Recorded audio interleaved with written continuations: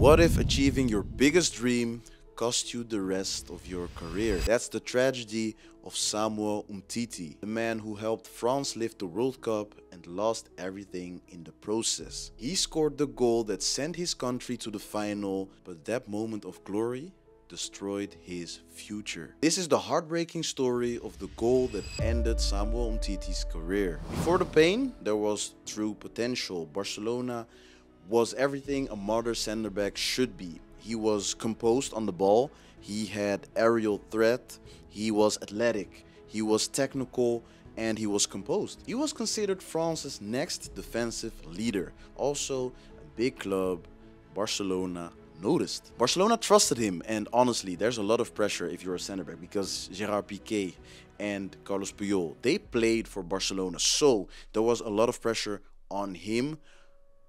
But he delivered.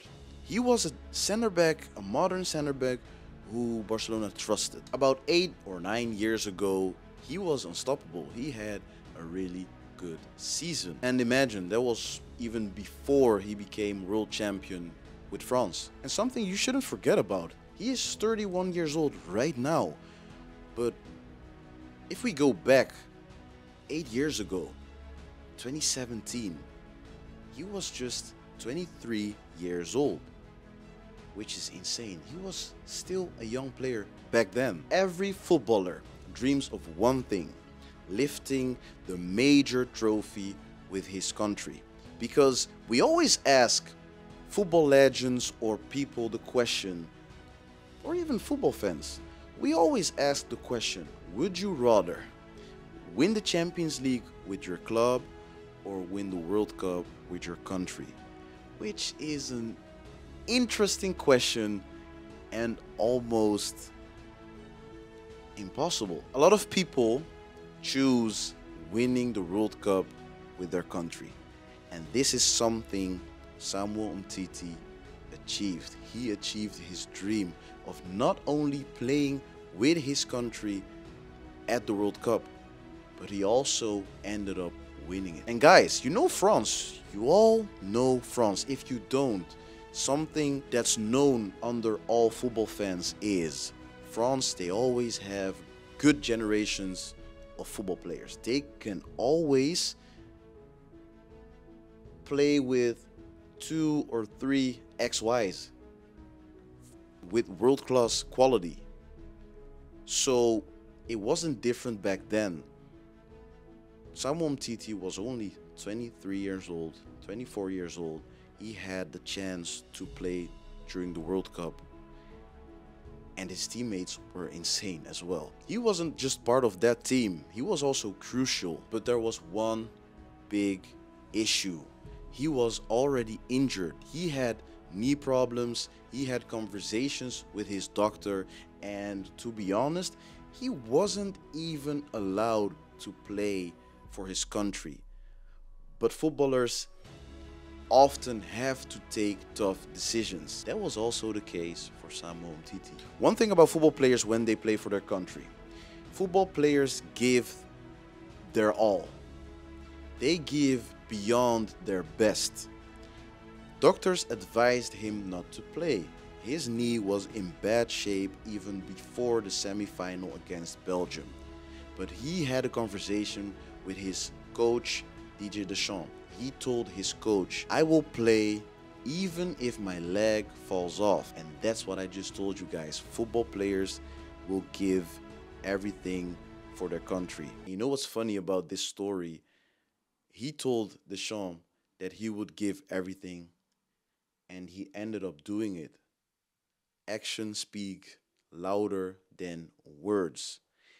He played with a bad knee, but he was crucial for his country because that goal not only ended his career, but he became immortal for his country. He personally sent his country, France, to the World Cup final. And I'm emphasizing the last part of that sentence. He sent his country to the final of the World Cup, which is crazy. The biggest stage, a big goal, his country to the final, everyone happy except for his knee. His knee was damaged and damaged for good. France lifted the trophy, the World Cup trophy. The whole country, every football fan that loved, admired the France national team, the French national team, let me correct myself, was happy. Umtiti celebrated on the biggest stage in world football. But then the noise fades, but the pain in his knee doesn't. It's just that simple. After the World Cup, he returned to his team, Barcelona, and then everything started to fall apart, to decline. He started playing less and less. He could barely train. He had a lot of pain, which means that he literally gave his all to represent his country. He took a lot of risk. Doctors advised him not to do it, but he still played. He refused surgery, hoping for natural recovery, and I also had a really tough injury a few years ago, and I had to make the same decision. It ended up well, but still, you have to train a lot, work a lot, need a little bit of luck. But his injury was way different because your knee is different. I didn't have those issues. Hopefully won't get these issues ever. The natural recovery didn't work for him. And it's really frustrating for a medical staff, because Barcelona's medical staff, they just didn't know what to do with that particular situation. They ended up signing defenders, and Umtiti just faded away. It's crazy because can you even remember the moment he started declining? Because you know how the world moves on, right? The world just moves on without you, without Umtiti, especially the world of football. And it's tough because he became a forgotten name until he retired. Then football fans were like, whoa, he was a legend. It's over. It hit. And the world of football is really tough because during his decline, he played a few games, then he vanished again, and people asked, when will he be back? Until they didn't. Because they started asking, is he still at Barcelona? Because his time is over, his time is up. In the world of football, it's tough, it's harsh, because you will get replaced. That's just how it works. And it wasn't any different for Samuel Umtiti. And think about it, Samuel Umtiti tried everything. It was tough mentally.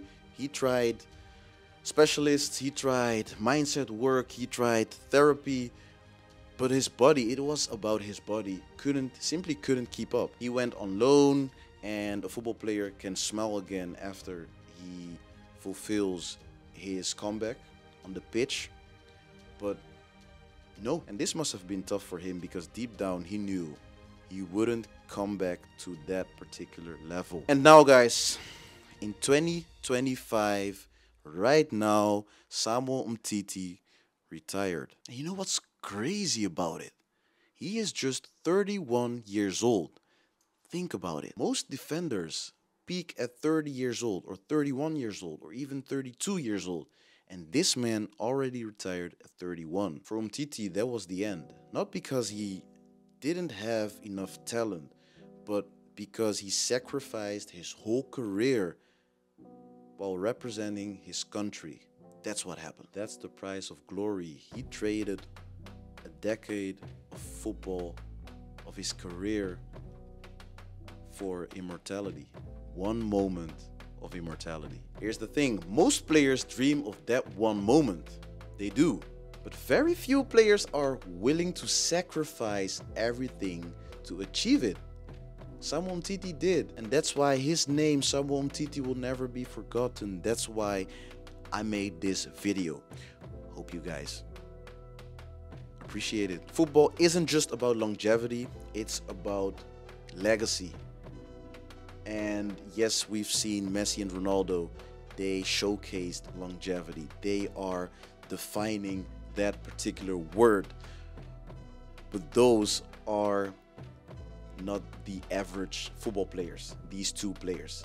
So football isn't particularly about longevity, It's about your legacy. You're building your legacy at a particular club or several clubs during or throughout your career. That goal, that header against Belgium, that's forever. And before I forget it, come on now, that celebration was cold.